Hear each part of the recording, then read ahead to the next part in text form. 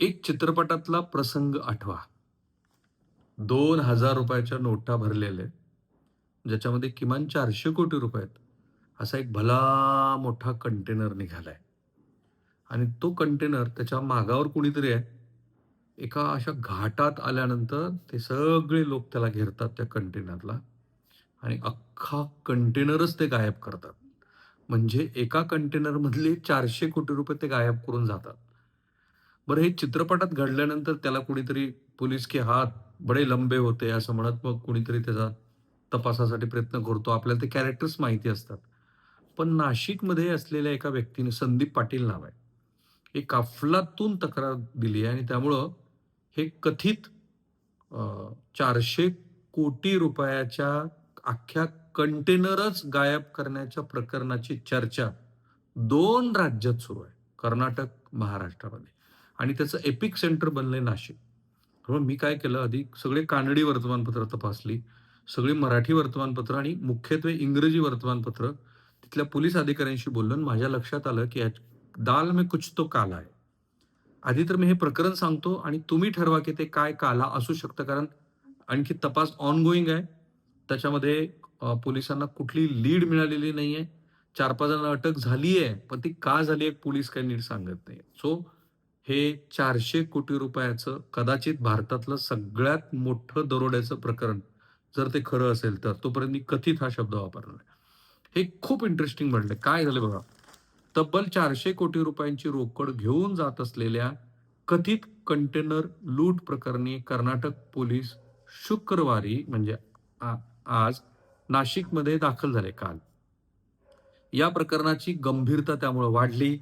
नाशिकमधल्याच संदीप पाटील यांच्या फिर्यादीवरून कर्नाटक पोलीस नाशकात पोहोचले. तिथे आता नाशिक ग्रामीण पोलिसाच्या मदतीनं संयुक्त तपास केला जातो आहे. घटना काय घडली? खूप इंटरेस्टिंग.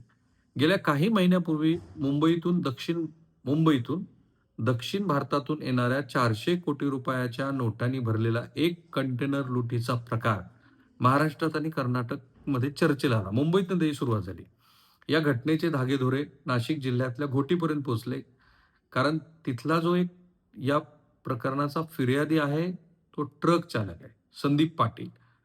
याचे विराट सतीश गांधी, जयेश कोंडीराम कदम, सुनील गंगाराम धुमाळ, जनार्दन भीमराव धायगुडे, विशाल सुब्रमण्यम नायडू या संशयितांनी अपहरण करून त्याच्याकडून कथित 400 कोटी रुपयाच्या लुटीची माहिती मिळवण्यासाठी पिस्तूलचा धाक दाखवत त्यास जबर मारहाण केली, अशी त्यानं फिर्याद दिली. त्याला घोटी परिसरात सोडून मग नंतर त्यांनी पळ काढला. त्यानंतर संदीप पाटील यानं नाशिक ग्रामीण पोलिसाकडे पत्रव्यवहार करत अपभीती सांगण्याचा प्रयत्न केला. या प्रकरणी इगतपुरी पोलीस ठाण्यात 5 संशयिताच्या विरोधामध्ये गुन्हा दाखल झाला. त्यानंतर पोलिसांनी प्रारंभिक चौकशी करून चौघांना अटक केली. या प्रकरणातला 5वा संशयित आरोपी विराट सतीश गांधी याला जयपूर, राजस्थान इथून ताब्यात घेतलं.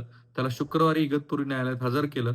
5 दिवसाची पोलीस कोठडी सुरू झाली आणि त्याच्यानंतर मग या कथित 400 कोटी रुपयाच्या ह्या सगळ्या घोटाळ्याची चर्चा सुरू झाली. पण बेळगाव पोलिसांनी सांगितलं असं काही घडलेलं नाहीये. बेळगावचे उपविभागीय पोलीस अधिकारी डॉक्टर व्ही हिरामेट यांच्याशी आम्ही बोलल्यानंतर त्यांनी सांगितलं, की चोरला घाट परिसरामध्ये अशी कोणतीही घटना 400 कोटी रुपयाच्या कंटेनर लुटीची घडलेलीच नाहीये.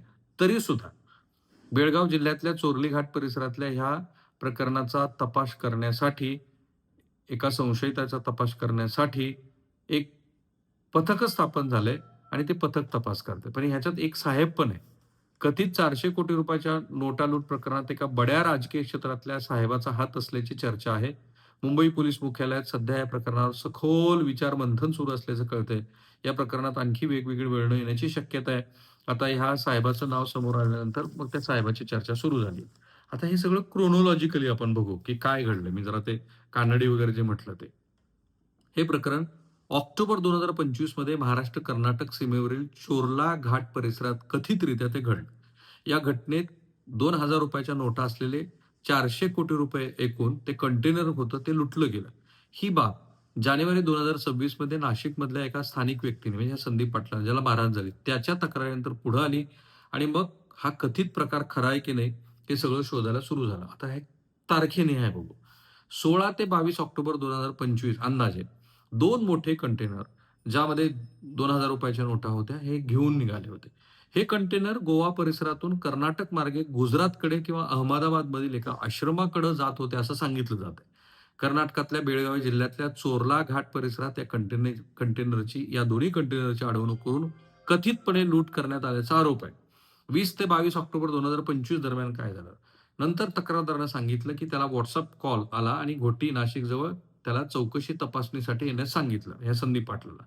मग संदीप पाटलाचा दावा आहे, की त्याला घोटी परिसरामध्ये त्याचं अपहरण करण्यात आलं, त्याला जबरदस्तीनं वाहनात बसवण्यात आलं, त्याला जबरदस्त मारहाण झाली, जीवे मारण्याची धमकी दिली, कारण आमचा कंटेनर हे दोन्ही कुठे आहेत म्हणून सांग. मग तक्रारदारानं नाशिक पोलिसाकडे औपचारिक तक्रार दाखल केली संदीप पाटलानं, ज्याच्यामध्ये त्यानं अपहरण, मारहाण आणि धमकीचा उल्लेख केला होता. आणि मग एफ-आय-आर मधली जी माहिती आता मी तुम्हाला सांगितली त्याप्रमाणे तपास सुरू आहे. कंटेनरमध्ये जुन्या ₹2000 नोटा होत्या असं म्हणतायत. विशेषतः 2016 मध्ये चलनबंदी झाल्याचं अधिकृतपणे घोषित झाल्यानंतर हे सगळं होतंय. त्यामुळं हे सगळं संशयास्पद आहे. आता ह्या कंटेनरचा प्रवास कुठून कुठे सुरू होता? गोवा, कर्नाटक चोरला घाट, तिथून गुजरात अहमदाबाद आश्रम. या जुन्या नोटा कायदेशीर चलनात रूपांतरित करण्याचा प्रयत्न सुरू होता. Which I really don't know की असं होऊ शकतं का? काही सोशल मीडियामध्ये आता ही ₹1000 कोटी रुपयाची रक्कम असल्याचं सांगितलं जात आहे. आणि मग ह्या सगळ्या प्रकरणामध्ये मारहाणीच्या प्रकरणामध्ये जयेश कदम, विशाल नायडू, सुनील धुमाळ, विराट गांधी आणि जनार्दन ह्या सगळ्यांना अटक झालेली आहे. याच्यामध्ये कथित हे सगळं हवाला ऑपरेटिंगचं प्रकरण आहे असं म्हणतायत. आणि हा जो विराज गांधी आहे त्याला जयपूरमधनं अटक झालेली आहे. याच्यामध्ये ठाण्यामधल्या एका बिल्डरचं नाव येत आहे. मला त्याचं नाव नाही सांगायचं माझ्यासमोर ते आहे कारण हा तपासाचा भाग आहे. तसंच एका राजकीय व्यक्तीच्याही संबंधित हितसंबंधाचं नाव येत आहे. या सगळ्या प्रकरणामध्ये पोलिसांनी काय तपास केलाय तर अपहरण प्रत्यक्षात झालं का? कोणी केलं? यामागे आर्थिक किंवा राजकीय दबाव आहे का? याच्यावरती पोलीस सध्या तपास करतायत. ही लूट खरोखरच झाली का? याच्यावरती पण आता पोलीस तपासाचा भाग आहे. पोलिसांनी आतापर्यंत फोन कॉल रेकॉर्ड्स तपासलेत, आर्थिक व्यवहार बघितलेत, आंतरराज्यीय नेटवर्क बघितलेलं आहे आणि मग याच्यामध्ये खरोखर 400 कोटीची सगळी शक्यता पडताळली जाते. अशी प्रकरणं झाली असू शकतात, झाली नसतील सुद्धा. पण जहाँ पे भाई आग होती है, वहीं तो धुआँ निकलता है. सो ह्या सगळ्या प्रकरणामध्ये काही ना काहीतरी घडलंय असं बऱ्याच जणांचं मत आहे. तर ते काय घडलंय हे तेव्हाच आपल्याला कळेल जेव्हा प्रत्यक्षात कर्नाटक, महाराष्ट्र पोलीस संयुक्तपणे काहीतरी कारवाई करतील. पण अधून-मधून तुम्हाला हे आठवतं का, की अशा पद्धतीनं हवाला माध्यमातनं जे व्यवहार होतात, त्या माध्यमाच्या व्यवहाराची चर्चा खूप होते आणि अशा पद्धतीनं पैसे लुटल्या गेल्याच्या बातम्या इथे पण येतात.